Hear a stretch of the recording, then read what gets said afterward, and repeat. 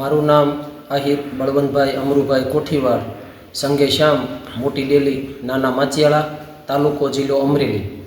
કાલે જે મેં સોશિયલ મીડિયા ઉપર વિડીયો વાયરલ કરેલો કે હાથિયા નક્ષત્રમાં જ્યારે ગાજવીજ સાથે વરસાદ પડે ત્યારે આપણું જે મોભારું હોય તેમના ઉપર 7 વખત સાંભેલું અડાડવાનું હોય છે.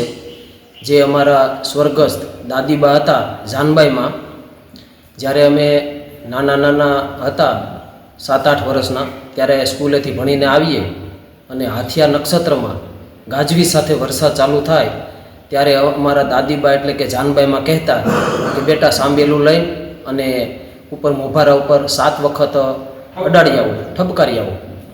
તો ઠપકારી આવતા અને મારા જાનબાઈમાં હતા તે ખૂબ જ ભક્તિભાવવાળા હતા. 100 વર્ષની ઉંમરે તે દેવલોક પામ્યા ત્યાં સુધી પોતે કાયમ સવારે રામાયણ મહાભારતનું પઠન કરતા. કોઈ દિવસ એમને મોતિયો નહોતો આવ્યો કે આંખના ચશ્મા કોઈ દિવસ એમને પહેર્યા નહોતા અને એમના દાંત પણ તેના તે જ હતા.